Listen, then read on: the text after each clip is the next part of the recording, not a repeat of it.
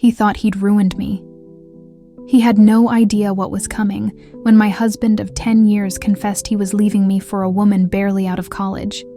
I thought my world had ended.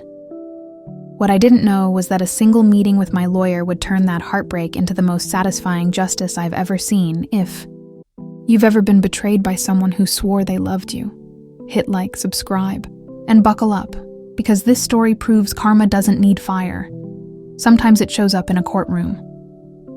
If you'd like to share your story with our channel, please send it via the email link in the description. I used to think love was something you built like a house, brick by brick, year by year.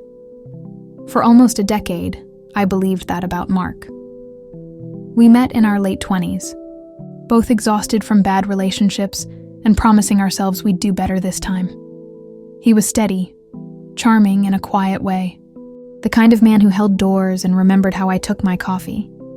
We built a life that looked perfect from the outside. A small townhouse, joint vacations, shared savings. We were planning a 10th anniversary trip. Greece, maybe Italy. I spent nights comparing flight prices while he sat across from me, smiling at his phone. I thought he was checking the sports scores. He was actually texting her. Her name was Tara, 25, maybe 27. With that soft, focused glow of someone who still believes consequences are optional. I didn't find out about her because of lipstick on a collar or secret calls. I found out because he left his tablet unlocked. The universe handed me his confession. Photos, messages, hotel receipts. I remember scrolling, heartbeat slowing until it felt like silence. He'd been planning a weekend getaway with her the same weekend he told me he needed a work conference. My first reaction wasn't anger. It was disbelief, like I'd slipped into someone else's life for a moment. When I confronted him, he didn't deny it. He actually sighed, as if I'd interrupted something important. "You're overreacting." "Anna," he said, "we've grown apart. Tara makes me feel alive again." Alive again. Those words stuck like splinters under my skin. Mark decided he was done pretending. He suggested we separate peacefully. He was oddly confident for a man who'd just detonated our marriage. Later I realized why. He expected alimony. He'd been working part-time for a while, saying he needed space to figure out his next move. I'd supported us financially, believing in his potential. Now he was planning to use that against me. He wanted a no-fault divorce, which meant a mandatory 1-year separation in our state and potentially years of payments from me to him. And the worst part? He acted like it was generous. "You earn more." "Anna," he said, "it's only fair you'll hardly notice it." I said nothing, but inside, something hard and precise began to form. Not rage, resolve. That night, I booked an appointment with a divorce lawyer.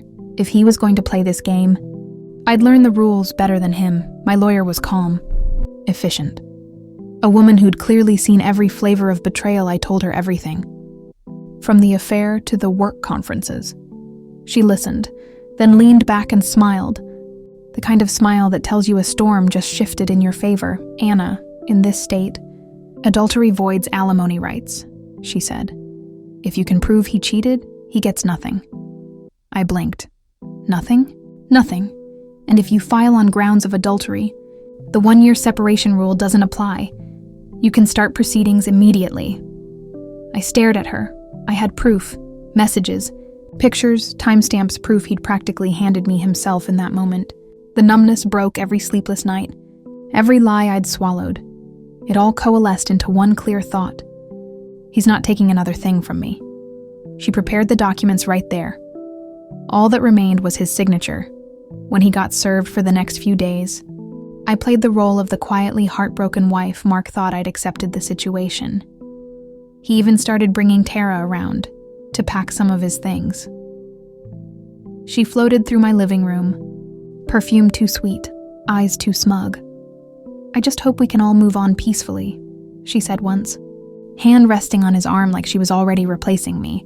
I smiled. "I'm sure we will." Inside, I was counting days. Our lease ended on the 31st, and he planned to move out with her on the 1st. Perfect timing for what came next. I gave the lawyer every shred of evidence, receipts, screenshots, dates. the night before Halloween. I signed the filing papers for divorce on grounds of adultery, then I waited. The morning he was supposed to leave, Mark strutted into the kitchen whistling. He actually kissed my cheek out of habit. "You'll see. This is for the best," he said. "I'll send you the forwarding address. My lawyer will be in touch about the alimony paperwork." The doorbell rang. 2 uniformed couriers stood there. "Are you Mark Daniels?" He nodded, confused. They handed him a thick envelope and left. He tore it open, still smirking. I watched the color drain from his face as he read the first line, petition for divorce. Grounds, adultery.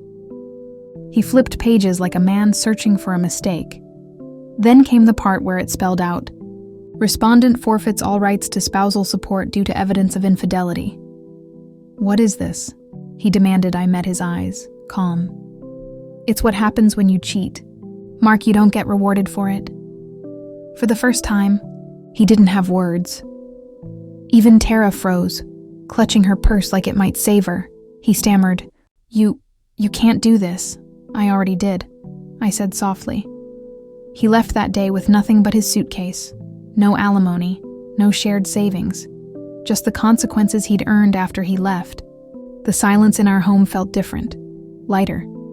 It wasn't the silence of loss anymore. It was peace. I sat by the window that night, watching headlights pass, and thought about everything that had happened. Revenge, I realized, doesn't always come from rage. Sometimes, it comes from knowing your worth and refusing to let anyone profit from your pain. He wanted a no-fault divorce. What he got was a lesson in accountability.